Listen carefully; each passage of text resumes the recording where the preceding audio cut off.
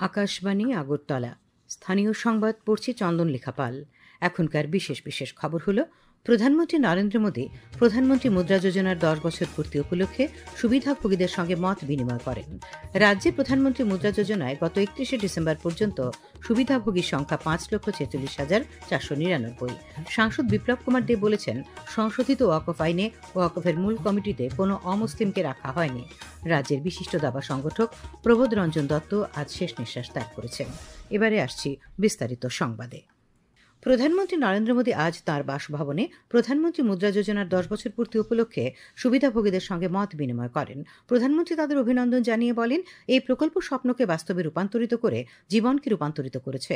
তিনি বলেন, এই উদ্যোগটি পূর্ব উপেক্ষিত ব্যক্তিদের ক্ষমতায়িত করেছে এবং ভারতের জনগণের জন্য কোনো কিছু অসম্ভব নয় বলে তিনি উল্লেখ করেন। তিনি উল্লেখ করেন যে এই প্রকল্পের লক্ষ্য দেশের যুব সমাজের ক্ষমতায়ন, তাদের আত্মনির্ভরশীল এবং আত্মবিশ্বাসী করে তোলা, কেবল চাকুরি প্রার্থী নয় বরং চাকুরি সৃষ্টিকারী হয়ে ওঠার ক্ষমতা প্রদান করা।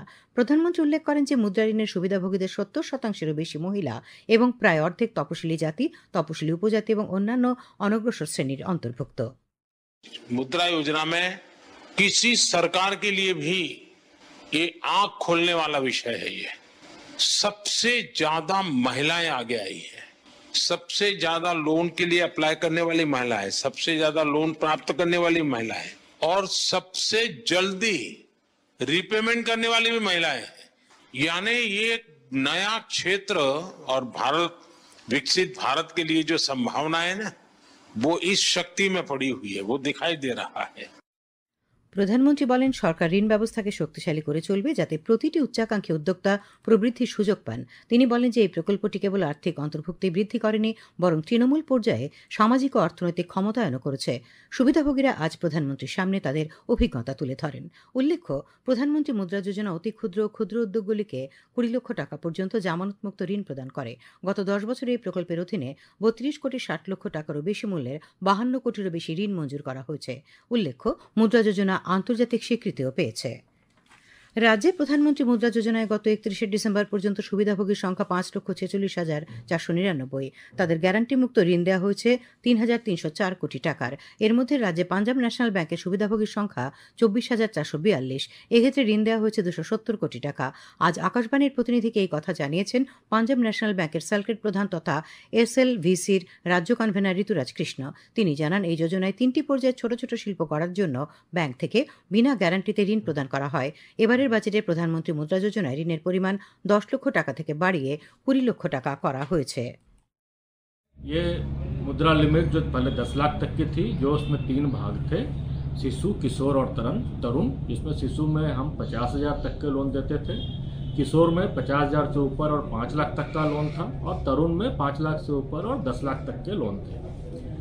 इसको अभी के बजट में अभी ये लिमिट को 10 लाख से बढ़ा करके हमारे प्रधानमंत्री जी ने इसको 20 लाख कर दिया है।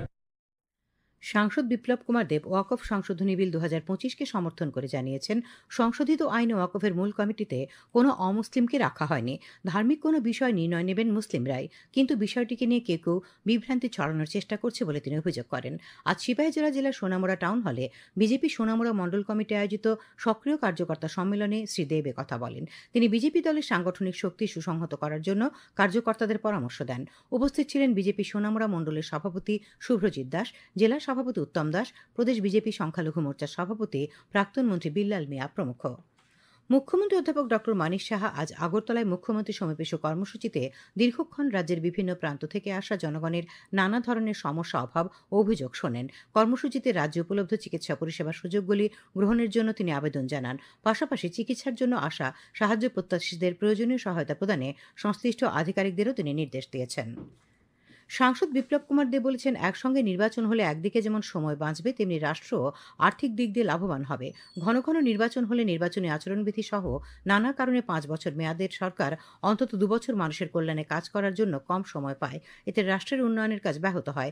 আজ বিজেপি সদর গ্রামীণ জেলার উদ্যোগে রানীরবাজার গীতাঞ্জলি টাউন হলে এক দেশ এক ভোট শীর্ষক এক কনভেনশনে তিনি কথা বলেন। অনুষ্ঠানে উপস্থিত ছিলেন পর্যটন মন্ত্রী সুশান্ত চৌধুরী, সদর গ্রামীণ জেলা সভাপতি গৌরাঙ্গ ভৌমিক, প্রাক্তন মন্ত্রী প্রকাশ দাস, মজলিশপুর মণ্ডল সভাপতি রঞ্জিত রায়চৌধুরী প্রমুখ। খবর প্রচারিত হচ্ছে আকাশবাণীর আগরতলা কেন্দ্র থেকে। আমি চইলাম আরডি ব্লকের আন্ডারে সিআরপিইপি বা নন ফার্মের কাজ দেখাশোনা করি। তো আমাদের দক্ষিণ চৈলাম ভিলেজে অনেকগুলি গ্রুপ আছে, তার মধ্যে বিবেকানন্দ গ্রুপটার আমরা 2024 সালে জুলাই মাসে তাদের অর্কনিরের সহায়তায় শান্তিনিকেতন বোলপুর থেকে ট্রেনার এসে আমাদের বাঁশ বেতের উপর জুয়েলারি ট্রেনিং করিয়েছে। তার এই 30 জন পুরুষ মহিলাকে ট্রেনিং করানো হয়েছে, তার মধ্যে 8-10 জন কাজ করছে এবং তারা ভালোই সাড়া পাচ্ছে। রূপসজ্জায় মহিলাদের রুচিবোধের পরিবর্তন ও যোগের সাথে তাল মিলিয়ে তারা এখন মনোনিবেশ করেছেন বাঁশের তৈরি বিভিন্ন অলংকার নির্মাণের কাজে।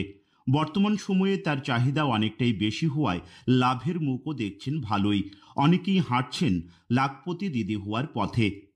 আমার নাম রূপালী সরকার, আমি বিবেকানন্দ এসএসজি দলের একজন সদস্য।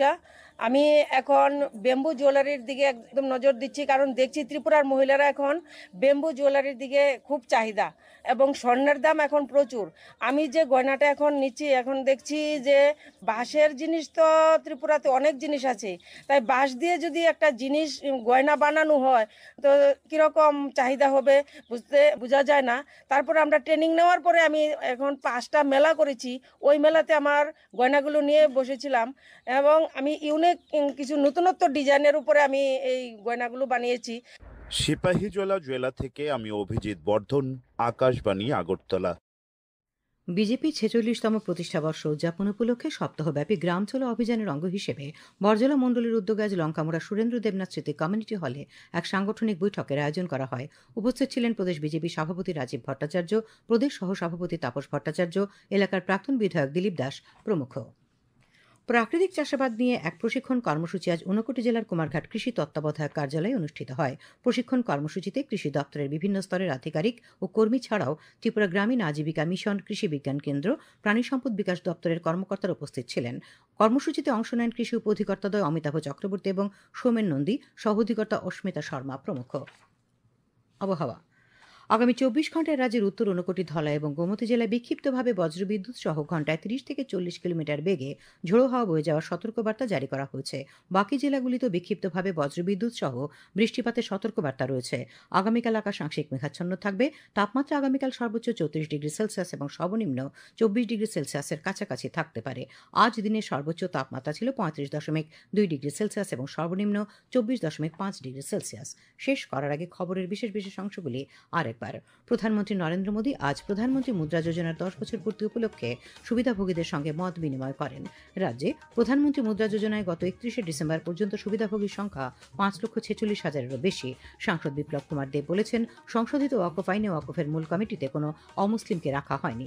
রাজ্যের বিশিষ্ট দাবা সংগঠক প্রবোধ রঞ্জন দত্ত আজ শেষ নিঃশ্বাস ত্যাগ করেছেন। স্থানীয় সংবাদ আজকের মতো এখানেই শেষ হলো।